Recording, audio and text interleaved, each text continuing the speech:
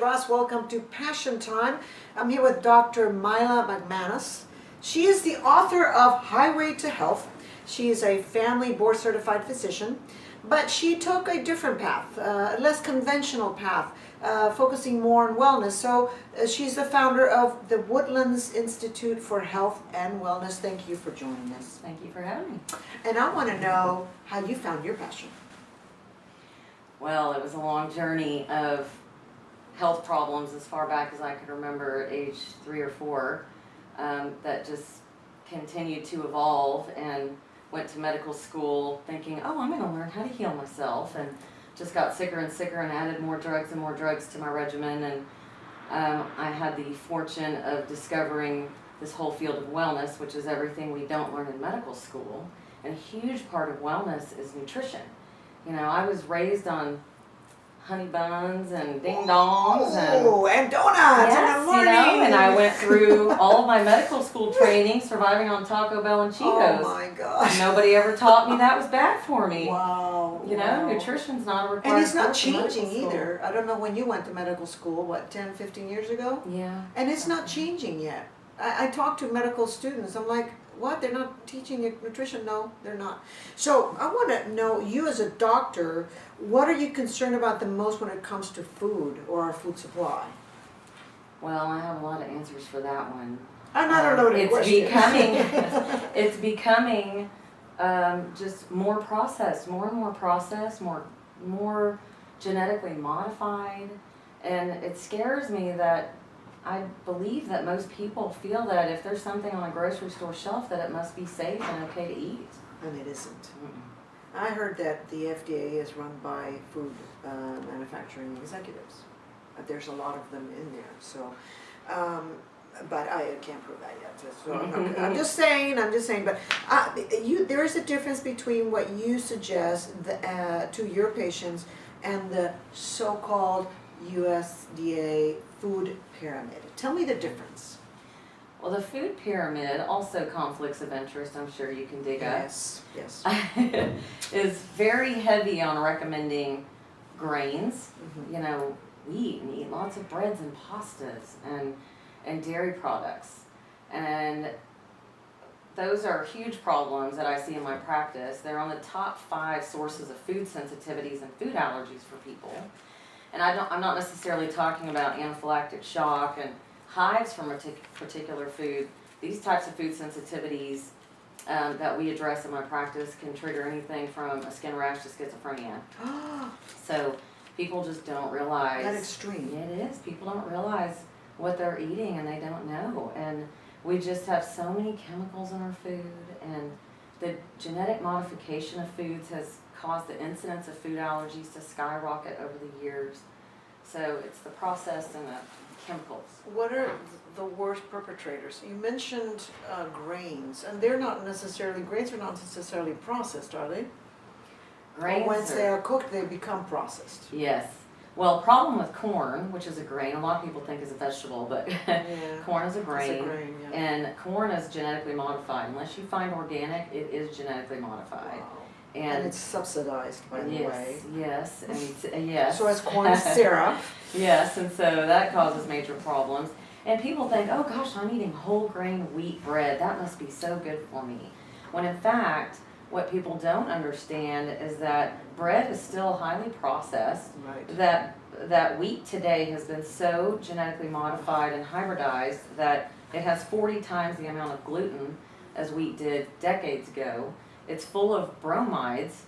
If you remember on the periodic table in chemistry years ago, That's okay. There's, you know, on that right side, there's Right. iodine and chlorine and Right. bromine, and so the bromides that are in breads, they start to displace out iodine in the body, which is extremely important for your thyroid function and just, you know, lots of other factors. But you know, people don't end up preservatives in the bread, so those are just more chemicals added to the toxic load in the body. Right. Now, the Highway to Health book has some nutritional advice. Obviously, we want them to get your book, but what are some of the most important nutritional advice that you give in the book? And I'm sure you've updated the information. Yes, we need a new edition. I've learned a lot more Since then, right. since then, for sure. The purpose of this book was more of a nutrition 101, so to speak, of starting people from scratch and discussing, what are ideal food choices in different categories, like what is an ideal protein versus an okay protein versus what protein should I be avoiding. What is a good fat, what's a bad fat, and then, even spices, what's good spices and bad spices. We talk about inflammatory versus anti-inflammatory foods. But Can you give me some examples of those? Sure. So in terms of fats, back to the food pyramid question, right. We are heavy on promoting fat intake, the good fats. Fats have been vilified over the years. Exactly. But really sugar's the enemy. Yeah, sugar's the enemy in processed foods. And processed fats are bad. The good fat is like olive oil, how about coconut oil? Absolutely, and nuts. Avocados. The avocado, great. Okay. Seeds. And, even grass-fed beef is a good source of more beneficial fats. Egg yolks, but of course we promote pastured eggs, organic eggs, things like that. Of course. But we have to meet people where they are. And what the most inflammatory foods are? Fried foods, processed foods, trans fats like margarine. Using canola oil is a lot of trans fats. So, when you have somebody coming into your practice and they're overweight, which most of us are, what is the first step? It seems to be so difficult to lose weight or release weight. What are some of the first steps that you suggest? And I'm sure that you have some of those ideas in your book. Yes, well, it starts with eating real food. Yeah, we're going back to the as easy as don't buy processed foods. Yes, and then toxins. The more toxins you're exposing yourself to, the more your body has to store those toxins because your body's limited in how quickly it can detoxify. And toxins are stored in our fat cells. The more toxic burden you have, the more fat cells the body wants to make and keep to store more toxins. We also look at hormonal issues are a huge factor with that. Stress, sleep deprivation, emotional issues also affect, holding on to extra fat.